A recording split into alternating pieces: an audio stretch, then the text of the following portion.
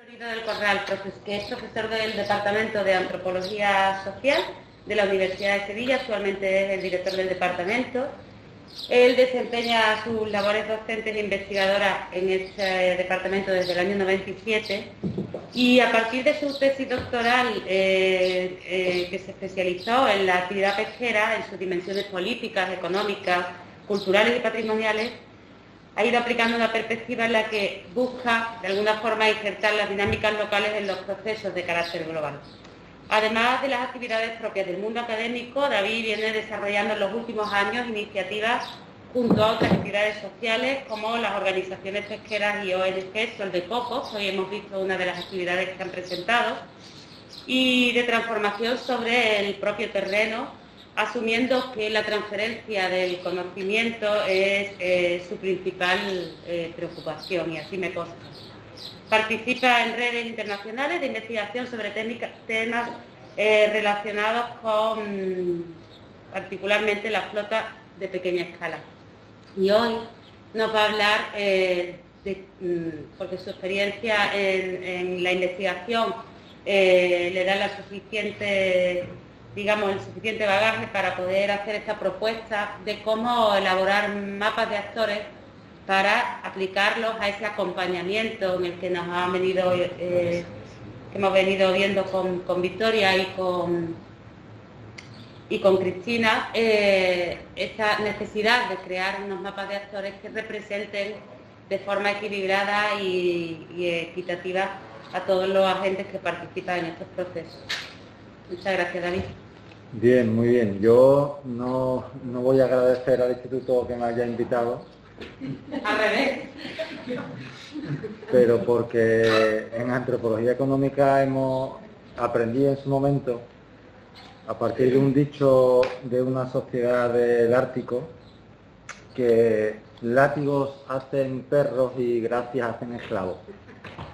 Quiere esto decir que cuando hay un grado de confianza y de interpenetración tal entre, en este caso, dos personas, no hacen falta dar las gracias ni se merecen, como suele decirse por aquí, ¿no? Bien, voy a intentar responder a las expectativas. Creo que lo que voy a hacer en cierto modo complementario va a generar a lo mejor alguna redundancia respecto a lo que se ha dicho. Pero sobre todo quiero incidir en algunas ideas, pensando en que, bueno, tampoco tendría tanto sentido desarrollar el procedimiento técnico de la elaboración de sociogramas. Ahí hemos visto unos sociogramas muy complejos y muy elaborados que intentan reproducir incluso el carácter procesual de todas estas dinámicas de patrimonialización, sino más bien a partir de algunos casos ver cuáles son las posibilidades y qué reflexiones de carácter político, de carácter social, de carácter aplicado podemos obtener, ¿no? Bien, a partir de las intervenciones previas se me han ocurrido una cuestión de partida, que es que parece que estamos ante una situación en la que debemos resolver dos hiatos, dos zanjas que son bastante peliagudas. Por una parte está la zanja o el hiato entre la administración, que tiene una vocación universalizadora, generalizante, y frente a esta vocación y pulsión y movimiento generalizador y universalizante de la administración, estamos en situaciones, cuando hablamos de procesos de patrimonialización, estamos en entornos locales. Adaptar normas de alcance general para un territorio a una situación local es muy complicado. Y el otro gran hiato es el que hay entre la cultura burocrática y la ética y el modelo del cómo debería ser la participación. Como os he dicho aquí, lo que habría que hacer es una transformación de modelo de cultura política en el sentido más profundo del término, y también, como os he dicho aquí, esto afectaría efectivamente no solo a la administración pública, sino también a las agencias de investigación y también a los colectivos sociales. En general, el rara avis, la especie extraña, es la ética democrática, en el sentido de la apertura a la diversidad, el reconocimiento de lo distinto, y lo dominante es pues, esa rigidez de arriba abajo, ese control o ese intento de control del disenso, etc. Incluso cuando uno intenta penetrar aquí y transformar este estado de cosas a través de procesos de acompañamiento, como se ha puesto en el anterior ejemplo, se corren nuevos riesgos, porque claro, desde determinada perspectiva académica, teórica o social, porque hay colectivos sociales que están muy implicados dentro de esta perspectiva de abordar el disenso, de integrar el disenso, de intentar trabajar, relacionarse y gestionar el disenso, promover esto a veces lo que hace es generar una nueva barrera, un nuevo hiato, y es que el resto de la sociedad está absolutamente convencida de que el consenso es un objetivo loable. Entonces hay aquí como un permanente cabalgar entre unos hiatos y otros hiatos, y verdaderamente es complicado resolver eso. Bueno, hay tres cuestiones cuando se habla de la elaboración de mapas, sociogramas, mapas de actores sociales, que hay que resolver y que están interconectadas entre sí. Por una parte, definir efectivamente quiénes son los actores pertinentes, adecuados desde muchos puntos de vista. En relación con esto, ¿para qué? Pero no en el sentido de ¿para qué actores se van a poner en marcha los programas? Y esto tiene mucho que ver con lo que decía antes Cristina, de cuál es el clima relacional, cuál es la estructura de relaciones de poder que hay en cada entorno, y si efectivamente hay que transformar ese clima de relaciones de poder en un entorno local para que prospere de alguna forma o para que avance de alguna forma la transformación.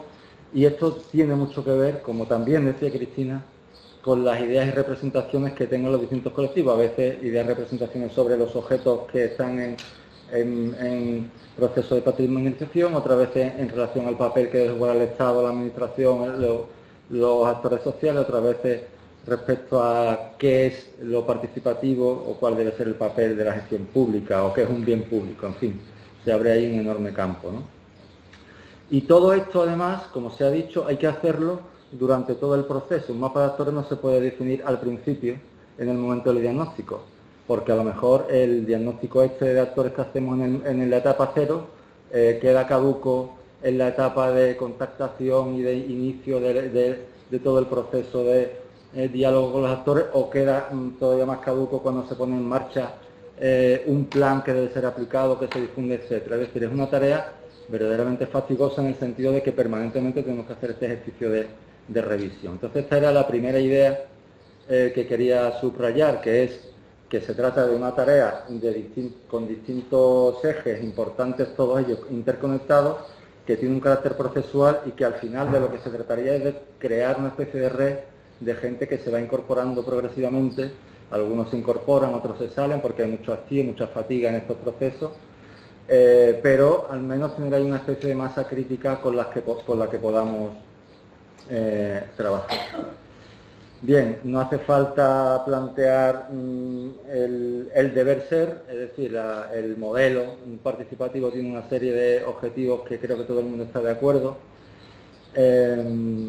Yo subrayaría, y entiendo, como ha dicho Cristina, que muchas veces, o que la mayor parte de las veces, acaba convirtiéndose en una merienda de débiles y de vulnerables los procesos de participación, pero sí creo que aun cuando se fracasa, sirven para tener una experiencia de la diversidad, ¿no? Para poner frente al espejo, que es una imagen que voy a usar en algún momento más de esta presentación. Poner frente al espejo a todos los actores y que cada uno sean conscientes de las responsabilidades de uno respecto de los demás, de cuáles son las distintas perspectivas, de las distintas imágenes, etcétera. Bueno, se trata en este carácter procesual de primero seleccionar actores, de hacer un análisis de la estructura de relaciones, de hacer un análisis de las imágenes, de los valores, de las expectativas, de los intereses de los distintos actores. Esto se puede hacer en la etapa inicial. En la aplicación del plan habrá que revolver o resolver si el primer diagnóstico es adecuado y empezar a trabajar ya con aquellos que efectivamente empiezan a decantarse. El propio proceso va filtrando aquellos que tienen más interés. No hay un mandato técnico que defina quién es el más adecuado o el menos adecuado. O es muy difícil definir desde qué posición se puede definir quién puede entrar o quién puede salir. Es la dinámica.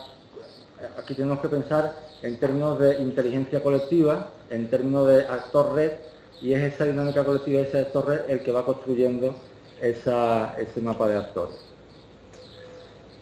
Y después, conforme si se lleva a cabo un plan y efectivamente se realiza y se toman algunas medidas y se empieza la difusión, empezamos a comprobar si aparecen nuevos interesados, si algunos de los que estaban ya dejan de estarlo, etc. Bueno. De lo que se trata es de poner en marcha un modelo político en el que lo local es el espacio, es la topología, el ecosistema único, o sea, único pensable. Hay que pensar siempre desde lo local. Lo local, a pesar de que parece que tiene que ver con lo sencillo, pues no es nada sencillo. Ahí es donde anida toda la diversidad de racionalidades, y los procesos participativos pues ayudan a reconstruir, bueno, el ejemplo que ponía antes Victoria sobre cómo una broma es capaz de hacer surgir toda una capa de cebolla de estructuras culturales, pues es muy adecuado para esto, ¿no? Y buscar de alguna forma diálogo, colaboración en lo posible entre distintas formas de conocer y bueno, entender que el poder va a ir fluyendo de unas agencias a otras agencias. Este es el ideal y esto es lo que casi nunca se puede conseguir, o se consigue parcialmente en algún aspecto y en otro aspecto no. Por hacerlo muy simplificado, se trata de una tensión entre, esto es otra imagen que voy a decir al final, entre lo instituido. El instituido se podría relacionar bien con el papel, en el caso del patrimonio, el papel que tiene la administración es muy potente, y a veces no solamente es el papel de la administración, sino poderes bien asentados sobre el territorio. El ejemplo que se ha puesto sobre la iglesia en la provincia de La Coruña es un buen ejemplo. Hasta dónde pueden llegar los actores en esta aventura, que podríamos tratarlo así, ¿no? Como por su carácter experimental, esta aventura que supone pues aprender leyes, saber buscarle las cosquillas a la gente que tiene el poder, acostumbrarse a dialogar con ellos, a reclamarle cosas y a ser responsables de que en última instancia de lo que estamos tratando cuando hablamos de patrimonio es de bienes públicos, y que esto significa un cambio de perspectiva acerca de qué relación tenemos con las cosas. No tiene nada que ver con las relaciones habituales, por ejemplo, que tenemos respecto a los bienes de mercado o los servicios, que es la visión dominante, ¿no? Para todo esto es fundamental inmiscuirse desde dentro en el nido de relaciones de poder que hay en cada lugar. Un catecismo sobre qué es lo que se debe lograr, pues bueno, ya lo ha dicho Gemma, una selección de actores equilibrada, que quiere decir que estén todos los que son en un territorio en relación con una problemática, evitar que haya sobrerepresentaciones, muy importante hacer aflorar las voces históricas socialmente minorizadas, garantizar la transparencia, que es clave, sobre todo porque estamos en un entorno en el que la administración, en Andalucía en particular, y esto lo digo por propia experiencia, es absolutamente opaca y no cumple, ella misma no cumple las leyes que por otro lado se dicta, es muy opaca, y evitar lógicas de exclusión. Esto quiere decir que cuando nosotros nos ponemos, nosotros quiero decir la gente que nos dedicamos a esto, a empezar este tipo de tareas, pues ya trascendemos nuestra responsabilidad, nuestro interés, nuestro desempeño académico, y nos convertimos en otra cosa, en actores de carácter político, tenemos responsabilidad política y como tal nos van a tratar, que esta es otra cuestión que, a ver si me da tiempo a mencionarla, ¿no? La gente pone, cuando hacemos un acompañamiento, como decía Victoria, la gente pone sus esperanzas en nuestras capacidades y nuestras capacidades son, en cuanto a actuación, nulas. Quiero decir, nosotros no podemos transformar una tutela, ni una norma, ni obligar a la administración a que sea transparente si la administración no quiere. Lo que sí podemos es favorecer que haya un cambio de clima, en cierto sentido, o poner a las distintas figuras ante el espejo, que era a lo que me refería antes, ¿no? Bueno, vamos a ver algunos casos, ¿no? Yo voy a hablar aquí de 3 estrategias. Esta primera es muy clásica dentro de la investigación-acción participativa. Vais a ver que predomina una metodología en la que se utiliza mucho un eje cartesiano y vamos a explicar un poco brevemente cómo se hace. Los sociogramas en la IAP pues tienen una ventaja, son fáciles. Los participantes, la gente con la que vamos a trabajar y que van a participar en el proceso pueden acceder fácilmente a la metodología, pueden interactuar con ella sin problemas, porque son tareas sencillas. Ayudan a los equipos investigadores a penetrar en los espacios sociales, sobre todo cuando entramos desde fuera, es una vía de entrada adecuada. Es un sistema, es una técnica de trabajo que se puede apropiar de ella perfectamente el actor social local y sobre todo potencia esta necesaria reflexión que debe hacer el grupo sobre el grupo, que muchas veces, aunque nos parezca mentira, vecinos, entidades que por proximidad se conocen perfectamente, sin embargo no conocen aspectos que tienen que ver, en este caso, con procesos de patrimonialización, aspectos respecto a qué intereses tienen respecto a un determinado elemento, si son proclives o no proclives a un proceso de democratización o de participación. Hay veces que los propios actores locales no conocen la visión de los otros actores locales. Es tal el grado de incomunicación que puede haber en los espacios locales, a pesar de que podamos tener otra idea, ¿no? El objetivo es promover el autoconocimiento, esto que decía antes de poner a la gente ante un espejo, identificar las posiciones de los distintos actores respecto al proceso, identificar las líneas de colaboración y de fractura, el peso relativo de cada quien, etcétera, y situarnos en ese espacio como una arena política. La técnica es fundamentalmente el taller participativo y se lleva a cabo para la definición de sociogramas o conjuntos y con conjuntos de acción, que ahora veremos cómo se hace. Bueno, lo voy a explicar aquí muy brevemente. 2 ejes cartesianos. En el eje de ordenadas pues se colocan las entidades a las que se asigna un poder alto y es la información de los actores las que nos aporta esta información, un poder medio y un poder bajo, es decir, tenéis que aprender a mirar esto horizontalmente. Veis aquí que están todas las entidades con una figura poligonal triangular, con un triángulo que previamente los actores han identificado como aquellos que tienen poder sobre el entorno, ¿no? Sobre los bienes, sobre la cuestión que se esté tratando.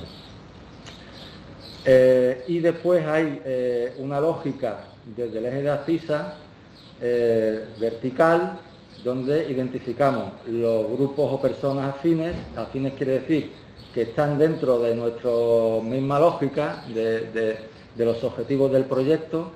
Los diferentes, que son los que comparten algunos elementos del proyecto y algunos objetivos, pero tienen o bien otras vías, o bien otros planteamientos, otras sensibilidades. Los ajenos, que están allí, pero que pueden tener alguna relación con el tema, pero que no tienen un particular interés.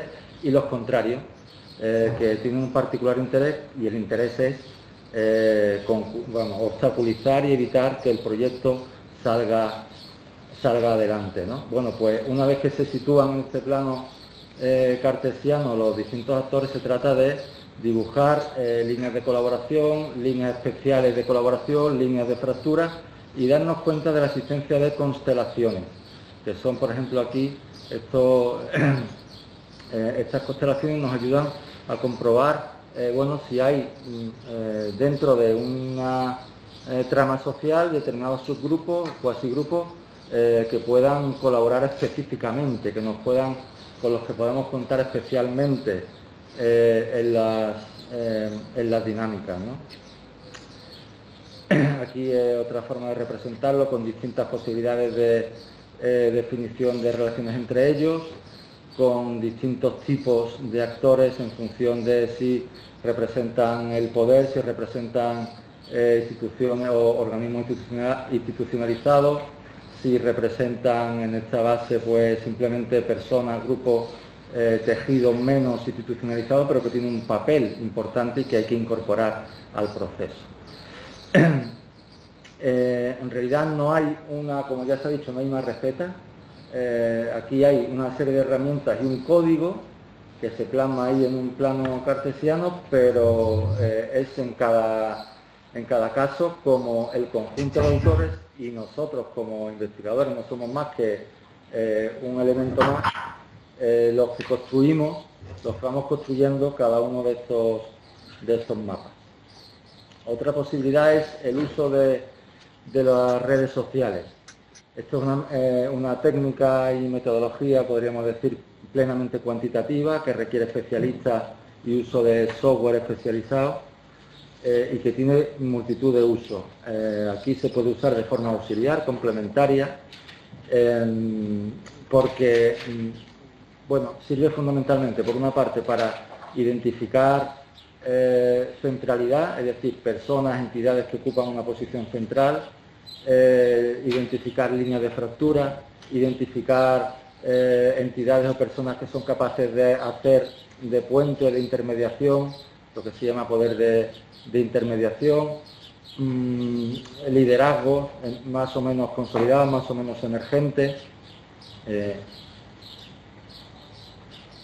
Bueno, si vamos a ventajas y objetivos, así muy rápidamente, una red social, la técnica de red social fundamentalmente lo que sirve es para ofrecernos la trama de conectores o de conexiones que hay entre un número X de alteri, que pueden ser 20, 25, 40 en un entorno, y que el sentido común y la percepción que tenemos de nuestra cotidianidad normalmente no nos da. Esto es fundamental en el análisis de redes sociales. Es decir, que lo que un ego es capaz de imaginar acerca de su red social es siempre más limitado que el resultado cuando aplicamos el sistema de red social, aunque el sistema de red social se construye a partir de encuestas con un ego, con otro ego, que tiene que decir el tipo de relación que tiene con un conjunto de alteri, ¿no? Esto es importante porque nos da una visión muy amplia, muy estereoscópica de hasta dónde alcanzan determinadas redes sociales. Y además está validado, y esto para la gente que piensa o que confía mucho en la ciencia, está validado no por la perspectiva de un investigador o de un grupo de investigadores o de un actor solo, sino por todos los actores involucrados y que han sido sometidos al proceso de encuesta. Una vez que, claro, el diagrama, el grafo que da resultado la red social normalmente suele ser enigmático para quien no conoce la metodología. Pero lo interesante en los procesos de investigación es llevarle los resultados a los actores que nos han suministrado la información, explicarles qué significa el gráfico y a partir de ahí recibir respuesta, explicación y por mi experiencia os puedo garantizar que los propios actores aportan claves interpretativas que uno, desde fuera, porque no conoce ese entorno, no está en disposición de imaginar, ¿no? Hay dos tipos de redes, las redes personales a partir de un ego y las redes organizacionales, que es el ejemplo que hemos visto aquí, ¿no? Pues esta es la red de organizaciones pesqueras de Andalucía. Y ustedes ven este dibujo y preguntan, bueno, ¿y eso qué es lo que significa? Bueno, pues significa organizacionalmente, por ejemplo, para la puesta en marcha de un plan de acción en el ámbito de la pesca artesanal, da una información muy valiosa, que es la siguiente. Significa que hay en la red una estructura centro-periferia, es decir, claramente aquí hay 4 entidades que ocupan una posición central y casualmente, no casualmente, la red te dice no casualmente, sino causalmente, son cofradías de pescadores, no otro tipo de organización que existen, y todas del Atlántico. Con lo cual se aprecia que hay lo que se llama en esta teoría una homofilia por caladero y por tipo de organización. Homofilia quiere decir que hay una mayor densidad relacional, una mayor proclividad de participar, de colaborar, de ayudarse entre entidades de la misma categoría que son cofradías de pescadores y de todas las que hay en Andalucía, las del Atlántico. De modo que si quiero poner en marcha un plan de actuación sobre la cofradía, sobre la pesca artesanal, debería trabajar mano con mano con este tipo de organizaciones. Claro, como veo que hay una periferia, y esa periferia estaría representada por otras muchas cofradías del Mediterráneo y por muchas asociaciones de armadores o OPP y otro tipo de organizaciones, pues a estas les tendría que dar también cabida e incluso reforzar su inclusión, porque la estructura relacional me está diciendo que están en la periferia, ¿de acuerdo? Para estas cosas tan básicas, pero que si no lo tienes a través de una red social te cuesta más trabajo apreciarlo, ¿no? Esto es una red, este resultado de redes personales, no de redes organizacionales. Es decir, esto es entrevistar a un marinero, a un armador y a un patrón en los 18 puertos de pesca y preguntarle con quién se relaciona. Aquí en la izquierda vemos la Andalucía Atlántica y en la derecha la Andalucía Mediterránea. Viendo el dibujo, ¿qué es lo que ustedes ven? Solamente fijándose en el color de los nodos y en el grosor de la relación.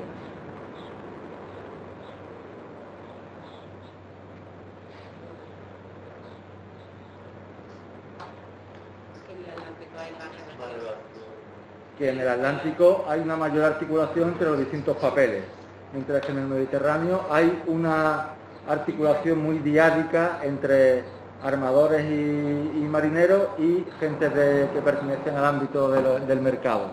Pues bien, esto ya te da una pista sobre cómo deberías acometer una estrategia para generar procesos participativos de cualquier tipo. Unos pueden ser tecnológico ambiental, de transformación de mercado, etcétera, etcétera. Bueno, para esto sirve esta otra segunda técnica de redes, que son las redes sociales. Y después están los análisis de partes interesadas o de stakeholders. La lógica es prácticamente la misma: identificar los actores, discriminando el grado, el peso relativo que tiene cada uno, pero sobre todo aquí algo que tiene que ver con lo que decía antes Cristina, la capacidad de influencia que puedan tener para, por ejemplo, cercenar un proyecto en marcha, o lo contrario, o fomentarlo y que se convierta en un socio amigo que favorezca los intereses o los objetivos del proyecto. Y es muy importante aquí la aproximación a esto, a las expectativas, a las imágenes, etcétera. En este sentido es mucho más cualitativo que el caso que acabamos de ver de las redes sociales. Se hace usando cuestionarios, usando talleres participativos, y lo importante aquí, como vamos a ver ahora, es la clasificación de los actores a partir de 2 criterios que se denominan influencia e importancia. La influencia tiene que ver con la capacidad de colaboración o, lo contrario, bloqueo, no colaboración, de un actor en el proceso político en el que esté. Y la importancia tiene que ver con lo necesario que es incluir a esa persona, a esa entidad, a esa organización, a sus intereses, a sus expectativas, para que el proyecto que sea continúe y se vaya realizando, ¿no? Pues también a través de un eje cartesiano, en ordenadas ponemos el poder y la influencia lo ponemos en abscisas, ¿no? Y nos salen como, nos mapearemos, distribuiremos en este plano a todos los actores en estos 4 cuadrantes. Aquí estarán los de más poder y los de más interés, a quienes daremos prioridad alta. Los de menos poder, los que tengan menos poder pero tienen mucho interés, se les dará una prioridad en un grado menor y así sucesivamente, ¿no? Aquí nos damos cuenta que no todos los actores que tengan interés en un proceso tienen por qué formar parte del mecanismo de decisión, de la plataforma, de, en fin, el organismo que sea, entre otras cosas porque hay actores que simplemente no quieren, no tienen interés en participar. El ejemplo, aquí tenéis un ejemplo de cómo esto es un puerto pesquero, los distintos actores pues se han ido colocando en esos cuadrantes.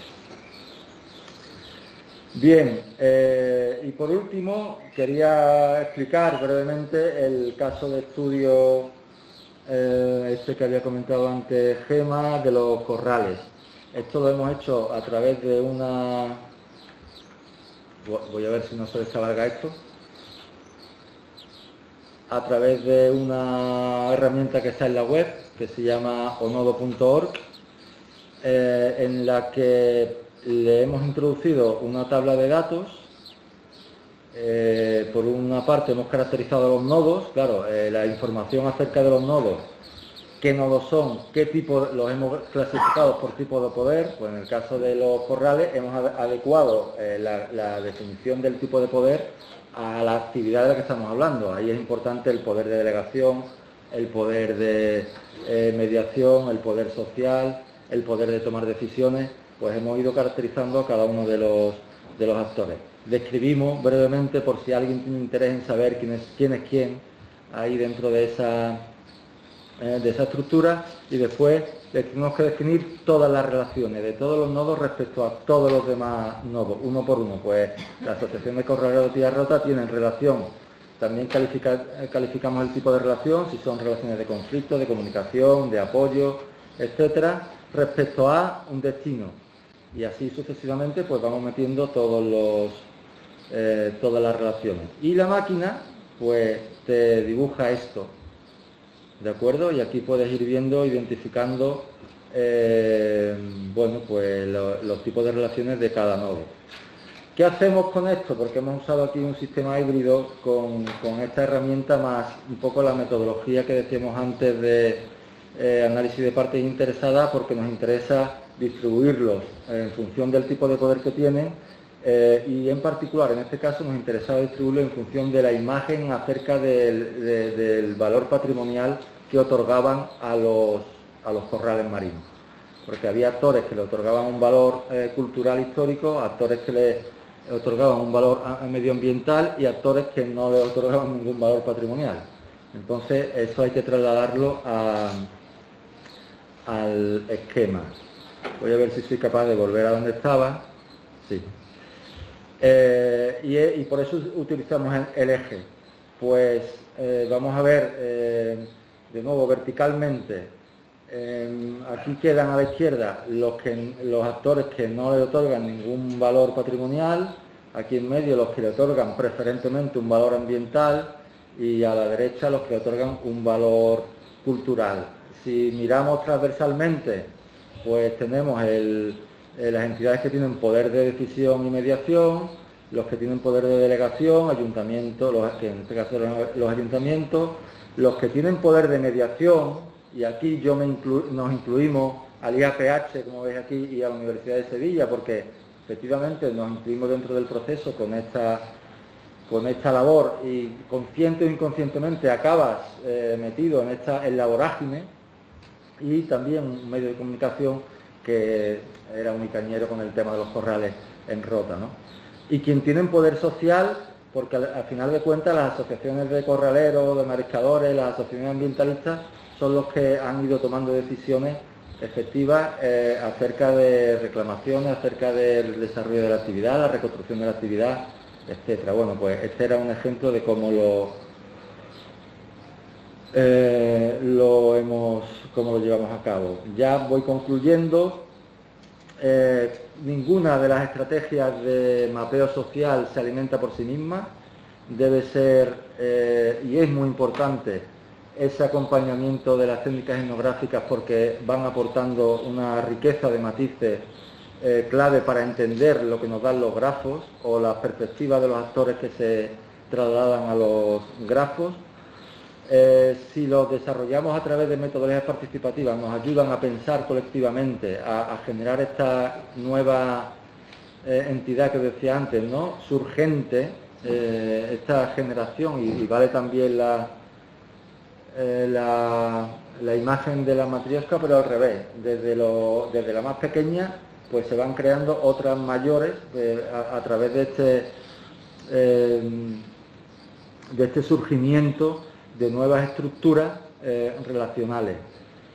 Se trata de construir estrategias de colaboración, asumir que hay conflictos y que esos conflictos pueden conculcar, pueden terminar o pueden hacer fracasar los proyectos, y de hecho yo me defino como un auténtico cosechador de fracaso en este tipo de proyectos.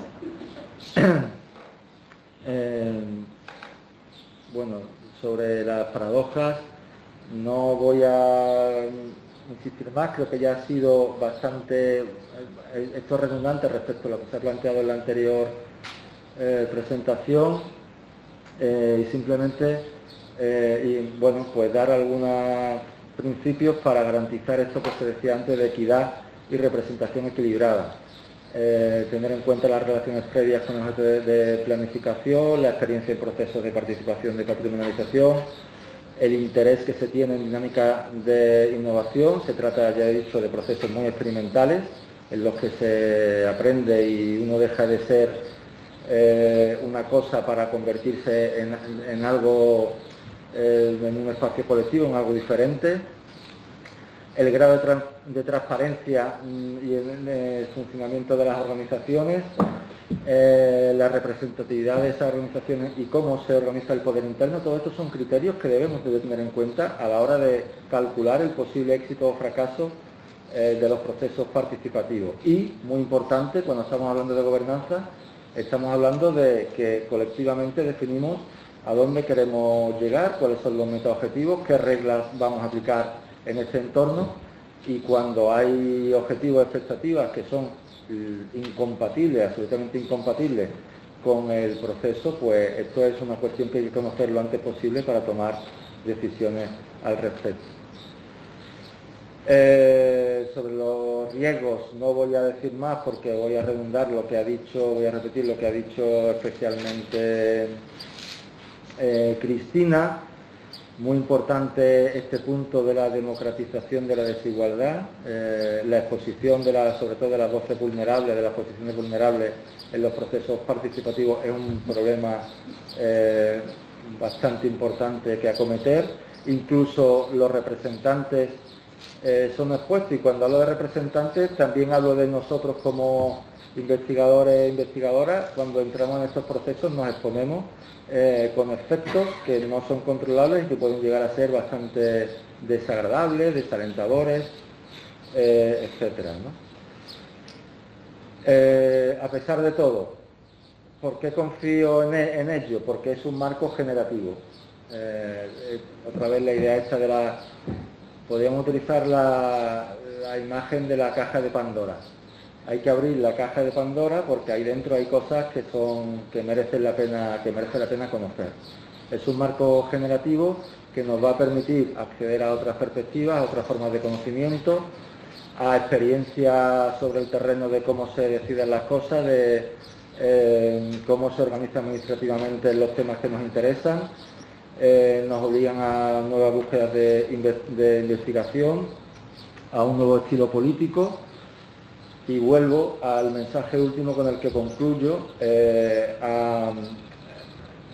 Nos debe acostumbrar a manejarnos entre lo constituyente y lo constituido, es decir, entre el mundo tal y como está cristalizado en el momento en el que nosotros ingresamos en uno de estos procesos y hasta dónde vamos a ser capaces de ir modelándolo como si fuéramos un herrero ahí con paciencia, algo muy duro, pero que sin embargo de alguna forma vamos a ser capaces de modificarlo en algún sentido.